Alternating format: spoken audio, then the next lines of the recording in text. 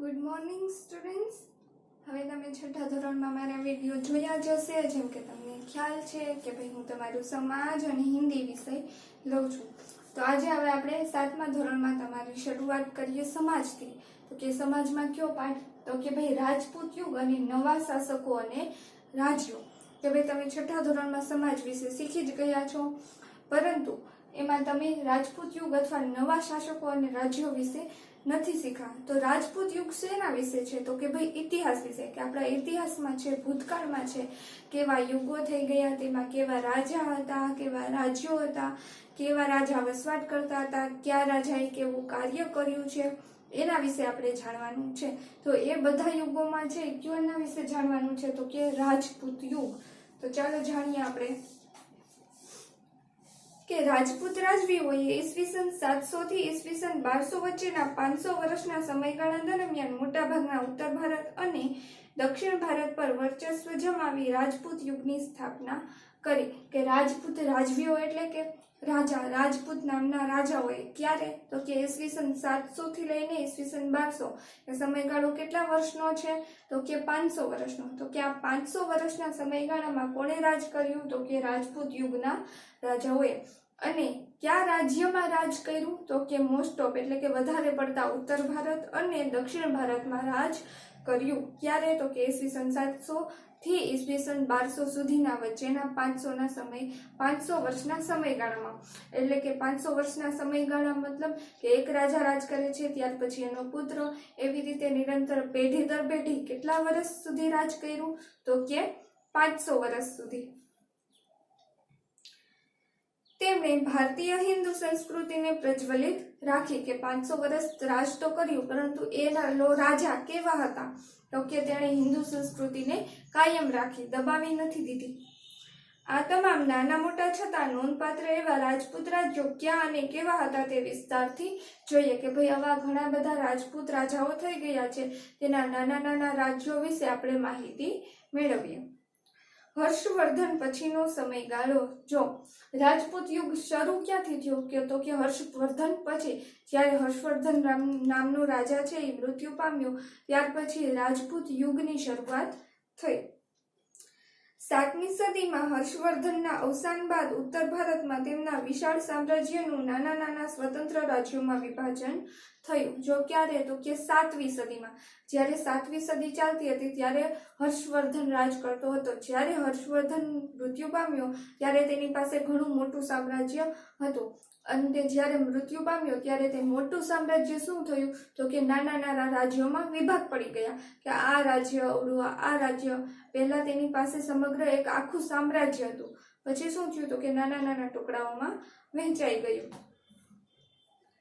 એ જ રીતે પુલકેશી બીજાના અવસાન પછી દક્ષિણ ભારતમાં પણ સ્વતંત્ર રાજ્યો બન્યા. જેવી રીતે હર્ષવર્ધન પાસે આખું ઉત્તર ભારતનું રાજ્ય હતું, એવી રીતે પુલકેશી બીજા પાસે શું હતું? તો કે દક્ષિણ ભારતનું હતું. એવી જ રીતે જ્યારે પુલકેશી મૃત્યુ પામ્યો, એવી રીતે દક્ષિણ ભારતના પણ નાના નાના રાજ્યો બન્યા. મધ્યયુગના આ સમયકાળને ભારતીય ઇતિહાસમાં રાજપૂત યુગ કહેવામાં આવે છે. કે ભાઈ આ ઈસવીસન 700 થી લઈને ઈસવીસન 1200 સુધીના સમયગાળાને મધ્યયુગ કહેવામાં આવે છે. અને આ મધ્યયુગ કોનો કહેવાય છે? તો કે ભાઈ રાજપૂતોનો મધ્યયુગ, એવી રીતે ઓળખવામાં આવે છે. આટલું જાણો કે રાજપૂત શબ્દનો અર્થ રાજપુત્ર થાય છે. હવે રાજપૂત શું કામે કહેવાય છે? કે તો કે રાજપુત્રો, જે રાજાના પુત્રો છે એ નિરંતર પેઢી દર પેઢી રાજ કરે છે, આથી રાજપૂતોનો યુગ કહેવાયો છે. 14મી સદીના મોટા રાજપૂતોને 36 કુળ ધરાવતા સમૂહ તરીકે વર્ણવે છે. કે જ્યારે 14મી સદીમાં છે જે રાજા રાજ કરતા હતા એ રાજપૂતો 36 કુળના એમ કહેવાતું હતું, 36 કુળના ક્ષત્રિય તરીકે ઓળખાતા હતા. રાજપૂતો બહાદુર હતા એટલા જ ટેકીલા હતા. કે હવે આ રાજપૂતો રાજાઓએ રાજ તો કર્યું, પરંતુ એ રાજા હતા કેવા? તો કે ભાઈ એક તો બહાદુર તો હતા જ લડાઈમાં, બીજું શું હતા? ટેકીલા. તો કે ટેકીલા મતલબ? તો કે ટેકીલા એટલે કે તે જે કહે છે તે નિભાવે છે, ગમે તે વચન આપે એનું પ્રાણ જાય પણ વચન ન જાય, એવી એની માન્યતા હતી. કે ગમે તે ભોગે તે કહેલું છે એ પાડીને બતાવે. આપેલ વચન પ્રમાણે પ્રાણને ભોગે પણ પાળતા કે જે કોઈને વચન આપ્યું હોય તો એના પ્રાણ પણ દેવા પડે, મરવું પડે, પણ એ વચન નિભાવતા. દુશ્મનને પીઠ બતાવવા કરતા તેઓ મૃત્યુ વિશેષ પસંદ કરતા કે ભાઈ કોઈ અન્ય રાજાએ રાજ્ય પર ચડાઈ કરી હોય, ખબર છે કે ભાઈ આપણું મૃત્યુ થવાનું છે, છતાંય પીઠ બતાવીને ભાગતા નહીં, નાસી ન જતા, પરંતુ સામે આવીને લડાઈ કરતા. એવા બહાદુર રાજાઓ હતા. તેઓ ગૌ બ્રાહ્મણ પ્રતિપાલક હતા. ગૌ બ્રાહ્મણ એટલે કે તો કે ગૌ એટલે કે ગાયો અને બ્રાહ્મણો એટલે કે બ્રાહ્મણ, એટલે કે ગાય અને બ્રાહ્મણોની પૂજા કરવામાં માનતા હતા, એટલે કે પ્રતિપાલક હતા. શરણે આવેલાનું તેઓ કોઈ પણ ભોગે રક્ષણ કરતા, લડાઈમાં પણ અધર્મ આચરતા નહીં. કેવા હતા? તો કે શરણે આવેલા, કોઈ એની શરણે આવ્યું હોય અને મદદ માટે યાચના કરતું હોય કે પ્રાર્થના કરતું હોય તો એની રક્ષા કરતા. અને લડાઈમાં પણ અધર્મ આચરતા નહીં, હંમેશા નીતિ નિયમોના પાલનની સાથે જ લડાઈ કરતા. ક્યારે અધર્મ કે કપટથી એ લડાઈ જીતવાની ટ્રાય કરતા નહીં, કોશિશ કરતા નહીં. ભારતની રાજપૂતાણીઓ વીરત્વ માટે પ્રખ્યાત હતી, એટલે કે રાજા તો આવા વીર બહાદુર હતા, પરંતુ એની પત્નીઓ રાજપૂતાણીઓ કેવી હતી? તો કે ભાઈ રાજપૂતાણીઓ પણ વીરત્વ માટે વિખ્યાત હતી, કે વીર હતી, બહાદુર હતી. પુત્ર અને પતિને હસતા મુખે યુદ્ધમાં વિદાય આપતી, કે જ્યારે એના પતિ કે પુત્ર છે એ લડાઈ માટે જતા હોય તો એને પણ હસતા મુખે વિદાય આપતી. ક્યારેક એવું બને કે ખબર હોય કે રાજા છે અત્યારે જોવા મળે છે, પરંતુ કદાચ લડાઈ પછી આવે, હારીને આવે તો એ મૃત્યુ જ પામવાનો છે, છતાંય પોતાના પતિ છે, પુત્ર છે, ભાઈ છે, એને હસતા મુખે લડાઈ માટે જવા માટે વિદાય આપતી. સતીત્વ, નિડરતા અને સત્ય માટે તે પ્રાણની પણ પરવા કરતી નહીં, કે રાજાની જેમ જ કેવી હતી? તો કે સતીત્વ હતું, સત્ય માટે કંઈ પણ કરી શકતી, મૃત્યુ પણ કરી શકતી.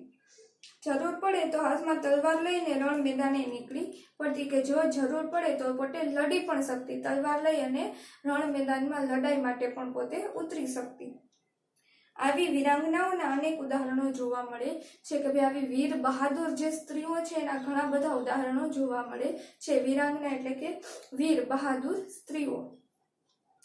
વિચારો કે રાજપૂતાણીઓ શાસ્ત્ર અને શસ્ત્રનો અભ્યાસ શા માટે કરતી હતી? કે ભાઈ ત્યારની જે રાજપૂતાણીઓ, રાજઘરાનાની સ્ત્રીઓ હતી, રાજકુમારીઓ હતી, એ શું કામે શાસ્ત્ર અને શસ્ત્રની વિદ્યા લેતી હતી? કે ભાઈ શાસ્ત્ર વિશે પણ જાણતી હતી અને શસ્ત્ર વિદ્યા એટલે કે તલવારબાજી છે, ધનુષ છે, એ પણ જાણતી હતી. શું કામે? તો એ તમારે વિચારવાનું છે. આજની મહિલાઓએ કયા કયા ક્ષેત્રનો અભ્યાસ કરવો જોઈએ? શા માટે? કે ભાઈ આજની જે મહિલા છે, આજની સ્ત્રીઓ છે, એણે શું શું અભ્યાસ કરવો જોઈએ અને શા માટે કરવો જોઈએ એ વિચારવાનું છે. ભારતના મધ્યયુગીન ઇતિહાસમાં રણધીરા રાજપૂત શાસકોની વીરતા, સાહસ અને શૌર્યના પ્રસંગો નોંધાયેલા છે. તો કે ભારતના મધ્યયુગમાં કોના? તો કે રણધીરા રાજપૂત શાસકો, જે મધ્યયુગમાં રણધીરા રાજપૂતોએ શાસન કર્યું છે, એની વીરતા, કેવા બહાદુર હતા, તેનો સાહસ, કે લડાઈમાં છે એ ક્યારેય હારતા નહીં, અને શૌર્ય એટલે કે હંમેશા સફળતા પ્રાપ્ત કરતા, એના ઘણા બધા પ્રસંગો નોંધાયા છે.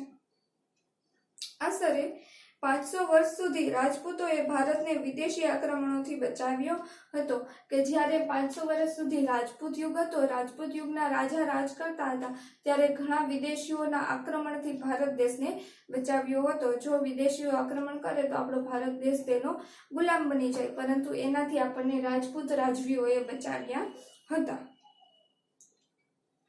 આવા રાજપૂત રાજ્યવંશો વિશે જાણીએ, કે આવા રાજપૂતો, રાજાઓ અને રાજ્ય વંશો કેવા હતા એના વિશે જાણીએ. કે ભાઈ રાજાઓ અને જે નાના નાના રાજ્યોમાં એનું વિભાજન થઈ ગયું છે તે રાજ્યો વિશે જાણવાનું. 7મી સદીના અંતમાં સામંતશાહી શક્તિઓનો ઉદય થતા ભારત અનેક નાના મોટા ટુકડાઓમાં વહેંચાયો. હવે 7મી સદીનો જ્યારે અંત થવા આવ્યો ત્યારે ભારત દેશનું શું થયું? તો કે જ્યારે અખંડ એક ભારત હતું એમાંથી નાના વિભિન્ન રાજ્યોમાં તબદીલ થઈ ગયું. દેશમાં અનેક રાજપૂત રાજ્ય વંશોનો ઉદય થયો. હવે જે અલગ અલગ રાજ્યો પડ્યા તો એમાં અલગ અલગ રાજાઓ રાજ કરવા માટે આવ્યા, એટલે વિભિન્ન થઈ ગયું. આ સમયને મધ્ય યુગ કહે છે, કે 7મી સદીનો જ્યારે અંત થાય છે ત્યારે એ સમયને કયો સમય કહે છે? તો કે મધ્ય યુગ. આપણે તે સમયના ઉત્તર અને દક્ષિણ ભારતની આ રાજ્યોનો અભ્યાસ કરીશું. કે આપણે ત્યારે ઉત્તર ભારતમાં કેવા રાજ્યો હતા અને દક્ષિણ ભારતમાં કેવા રાજ્યો અને એના રાજાઓ કેવા હતા એના વિશે અભ્યાસ કરવાનું છે. તો કે ઉત્તર ભારતના રાજ્યો. હવે આપણે ઉત્તર ભારતના રાજ્યો વિશે નેક્સ્ટ લેક્ચરમાં જોશું. અત્યારે આપણે અહીં સુધી રાખીએ.